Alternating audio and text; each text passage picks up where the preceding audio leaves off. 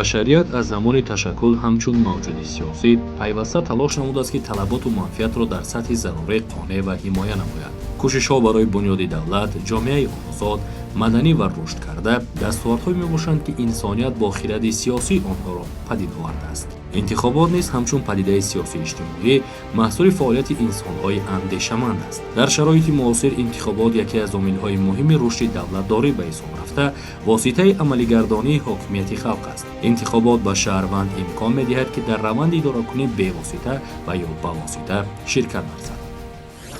тавре ба ҳамагон аён аст, санаи 10 марти соли 2025 дар саросари ҷумҳурӣ маъракаи сиёсӣ, яъне интихоботи вакилон ба маҷлиси олии ҷумҳурии Тоҷикистон, маҷлисҳои маҳаллии вакилони халқ, инчунин дар вилоятҳо, шаҳру ноҳия ва ҷамоатҳо баргузор мегардад, ки иштироки ҳар кадом шаҳрванди ҷумҳурии азизу маҳбубамонро дар ин интихобот басо муҳим дониста, ин муҳимият фаъол будани ҳар кадом шахсро дар он тақозо менамояд. интихобкунандагон, номзадҳо, шахсони боэътимод, нозирон, комиссияи интихобот ва прокурор агар чунин шуморанд, ки ҳуқуқҳои онҳо вобаста ба интихобот поймол карда шудааст, метавонанд бо риояи қонунҳои мурофиаи мадании ҷумҳурии Тоҷикистон ба суд муроҷиат намоянд. давлатҳои муосир бо дар назардошти принсипҳои ҷомеаи демократӣ конститутсия қабул намуда низоми муайяни интихоботро рушд медиҳанд. такя намудан ба принсипҳои ҷомеаи демократӣ ва дар заминаи он ба вуҷуд овардани низоми интихобот беҳтарин роҳи ҳимоя ва арзиши олӣ қарор додани ҳуқуқи шахс ба ҳисоб меравад. нафароне ки ҳамчун номзад ҳуқуқи иштирок намудан дар интихоботро доранд, конститутсияи ҷумҳурии Тоҷикистон муқаррароти мушаххасро дар ин маврид пешбинӣ намудааст. қайд кардан ба маврид аст ки муносибатҳои доир ба интихобот дар ҷумҳурии Тоҷикистон дар асоси Конститутсияи ҷумҳурии Тоҷикистон ва қонуни конститутсионӣ дар бораи интихоботи маҷлиси олии ҷумҳурии Тоҷикистон ва қонуни конститутсионӣ дар бораи интихоботи вакилон ба маҷлисҳои маҳаллии вакилони халқ ба танзим медарорад. тибқи муқаррароти қонуни мазкур, шахсоне ки бевосита ба синни соли муқаррар карда шуда расидаанд, ҳуқуқи пешбарӣ намудани номзадии худро доранд. талаботҳо вобаста ба пешбарии номзадҳо дар қонунҳои конститутсионӣ мушаххас оварда шудааст. дар ҳолати мазкур шаҳрвандони ҷумҳурии Тоҷикистон ки ба синни соли 18 расидаанд, онҳо ҳуқуқи интихоб кардан ва дар райпурсӣ иштирок карданро доранд. ҳамзамон дар асоси қонуни конститутсионии ҷумҳурии Тоҷикистон ҳуқуқи интихоб шуданро низ пайдо мекунанд. аз ин лиҳоз дар ҳолати мазкур қайд кардан ба маврид аст ки вакилони ба ҳайси вакилони маҷлиси намояндагии маҷлиси олии ҷумҳурии Тоҷикистон, шаҳрвандони ҷумҳурии Тоҷикистон ки синнашон ба 30 расидааст ва забони давлатиро хуб медонанд ва дар ҷумҳурии Тоҷикистон истиқомат карданд, ҳамзамон шаҳрвандии ҷумҳурии Тоҷикистонро доранд, ҳуқуқи пешбарӣ намудани номзадии худро пайдо мекунанд. талаботҳои мазкур низ бевосита ба узви маҷлиси миллии маҷлиси олии ҷумҳурии Тоҷикистон низ паҳн мегардад. ногуфта намонад ки ба вакилони маҷлиси маҳаллии вакилони халқии вилоят, шаҳр ва ноҳияҳо чунин талаботҳо паҳн гашта, яъне яке аз хусусиятҳои асосии он, яъне бевосита доштани маълумоти олӣ ва ҳамзамон истиқомат кардан дар худи ҳамон на камтар аз 5 сол истиқомат кардан дар худи ҳамон маҳалле ки номзадии он пешбинӣ мешавад. интихобот дар шароити муосир дар таҳкими субот ва ваҳдати ҷомеа нақши бағоят бузург дорад. шаҳрвандон номзад ва ё намояндаи арзандаро интихоб менамоянд ки он кафили таъмини суботу амният ва зиндагии шоистаи халқ мегардад. воқеан таъмин намудани суботу ваҳдат ва рушди устувори он ба номзаде ки мардум интихоб кардааст вобастагии ногусастанӣ дорад. интихобот шароит ва имкон фароҳам меорад ки шаҳрвандон дар равандҳои сиёсӣ иштирок намуда фаъолмандии сиёсӣ нишон диҳанд. дар моддаи 27 Конститутсияи ҷумҳурии Тоҷикистон низ муқаррар шудааст ки шаҳрванд ҳуқуқ дорад дар ҳаёти сиёсӣ ва идараи давлатӣ иштирок намояд, бевосита ва ё ба воситаи вакилони худ. тавре дида мешавад, ҳар як шаҳрванди ҷумҳурии Тоҷикистон низ бо тарзе ки қонун муқаррар кардааст, имконияти иштирок кардан дар идоракунии давлатиро дорад.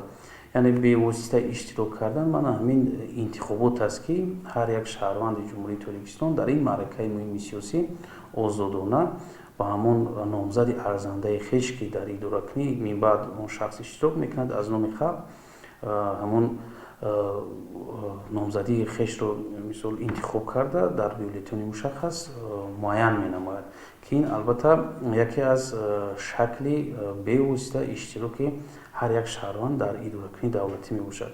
бояд қайд кард ки дар қонуни конститутсионии ҷумҳурии Тоҷикистон дар бораи интихоботи маҷлиси олии ҷумҳурии Тоҷикистон ва қонуни конститутсионии ҷумҳурии Тоҷикистон дар бораи интихоботи вакилон ба маҷлисҳои маҳаллии вакилони халқ принсипҳои ҳуқуқи иштироки шаҳрвандон дар интихобот пешбинӣ шудааст ки ин ҳам бошад принсипи бевосита, принсипи ба таври пинҳонӣ будани интихобот, принсипи ба таври умумӣ будани интихобот, принсипи ошкоро будани интихобот муқаррар карда шудааст. Инчунин принсипи ҳуқуқи баробарӣ дар интихобот пешбинӣ шудааст ки ҳар як ин моҳияти ба худ хос дорад. Аз ҷумла принсипи ҳуқуқи умумии интихобот ин чунин мазмун дорад ки дар ҷумҳурии Тоҷикистон ҳар шахсе ки то рӯзи интихобот ба синни 18 солагӣ расидааст, новобаста аз миллат, нажод, мавқеи сиёсӣ, вазъи иҷтимоӣ, эътиқоди динӣ ҳуқуқи иштирок кардан дар интихобот ва овоз доданро дорад. яъне ба ҳамон номзади арзандаи хеш метавонад номзадро муайян кунад дар бюллетен. ҳамзамон принсипи пинҳонӣ бошад. ин чунин принсипе астае ки ба шаҳрвандон тибқи қонун имконият дода шудааст ки ба таври яъне пинҳонӣ дар як ҷои муайян ки дар таври ба магон маълум аст дар ҳамон участкаҳои интихоботӣ, ҳавзаҳои интихоботӣ муайян карда мешаванд. ҳамон як хонаи алоҳида ки он шахсе ки дар интихобот рафта дар бюллетенро пур мекунад дар ҳамон як хонаи алоҳида худаш танҳо даромада ба ҳамон номзади хешро интихоб карда баъдан бюллетенро ба қутии муайяншуда мегузорад. албатта принсипи баробарӣ бошад. ин низ яке аз принсипҳои муҳим мебошад, чунки ҳама шаҳрвандон новобаста аз мансаб дар ҷумҳурии Тоҷикистон як овоз доранд. яъне ҳамон бюллетен пур карда номзадиашонро ба таври баробар шаҳрвандон метавонанд муайян кунанд. хоб ҳамзамон принсипи ошкорбаёнӣ бошад. ин чунин принсипе астае ки тартиби гузарондани кору фаъолияти комиссияҳои марказии интихобот, участкаҳо ҳавзаҳои интихоботиро ба таври ошкоро нишон медиҳад ва ҳар як масъалагузорие ки дар комиссияҳо мегзаранд бо иштироки воситаҳои ахбори умма, инчунин бо иштироки мушоҳидон ва дигар шахсоне ки қонун муқаррар кардааст гузаронда шуда шаффофияту ошкоро будани ҷараёни гузарондани интихоботро ин чиз муайян мекунад. ва бояд қайд кард ки интихобот ҳар як шаҳрванде ки тавре дар боло мо қайд кардем ба синни 18 солагӣ расидааст ҳуқуқи иштирок кардан дар интихоботро дорад ба тибқи муқаррароти моддаи 27 Конститутсияи ҷумҳурии Тоҷикистон ба истиснои шахсоне ки дар асоси ҳаллумаи суд ғайриқобили амал эътироф шуданд ва ё ин ки ҷазои маҳрум сохтани азозодиро дар асоси ҳукми суд дар ҷойҳои маҳрумии азозодӣ адо карда истоданд. ин гуна шахсон наметавонанд дар интихобот иштирок намоянд. ҳамзамон бояд қайд кард ки тартиби ҳимояи ҳуқуқи шаҳрвандоне ки онҳо пеш аз интихобот ҳангоми муайян шудани рӯйхати интихобкунандагон то баргузории интихобот бо сабаби вазъи саломатӣ ва ё ин ки сафари хизматӣ ба хориҷа рафта мақсади рафтан доранд ки дар ҳамон рӯзи муайяншуда дар маҳалли истиқоматаш имконияти мавҷуд буданро надоранд, қонун тартиби овоздиҳии онҳоро низ муқаррар кардааст ки дар интихобот онҳо низ метавонанд пеш аз ҳамон рӯзи муайяншуда бо пешниҳод намудани шиносномааш ба ҳамон бюллетене ки муайян шудааст дар бюллетенро гирифта пур карда ба як ҳамон лифофаи махсус гузошта баъдан ба комиссия пешниҳод намоянд. хоб албатта қайд кардан ба маврид аст ҳастанд шахсоне ки имконияти бо сабаби вазъи саломатиашон имконияти ба участкаҳои ҳавзаҳои интихоботӣ рафта дар интихобот иштирок кардан надоранд. бо мақсади ҳимояи ҳуқуқи манфиатҳои чунин шаҳрвандон низ қонун муқаррар кардааст ки яке аз намояндаҳои комиссияи участкавӣ бо иштироки мушоҳидон ва дигар шахсони расмӣ ба ҳамон манзили истиқоматии шахс рафта бюллетенро он шахс худаш пур карда дар алоҳидагӣ ба як лифофаи махсус гузошта баъдан барои комиссия дастрас кардан онро оварда мерасонанд. бояд гуфт нақш ва вазифаҳои интихобот дар рушд, таҳкими субот, ҳамгироӣ, демократикунонӣ ва ҳифзи ҳуқуқу озодиҳои шаҳрвандон ба ғоят бузург аст. ҳамчунин барои нафароне ки ба раванди интихобот халал мерасонанд ё ин ки дар мавриди ин ва ё он номзад маълумоти бардуруғ паҳн мекунанд ва якчанд қонунвайронкуниҳои дигар аз ҷониби қонун муайян шудааст, нисбати чунин ашхос ҷавобгариҳои ҳуқуқӣ муқаррар карда шуданд. қонунгузории ҷумҳурии тоҷикистон ҷавобгарии маъмуриро барои риоя накардани талаботи қонунии кайҳистонии ҷумҳурии тоҷикистон дар бораи интихоботи маҷлиси олии ҷумҳурии тоҷикистон, интихоботи вакилон ба маҷлисҳои маҳаллии вакилони халқ, мақомоти худидоракунии шаҳрак ва деҳотро пешбинӣ намудааст.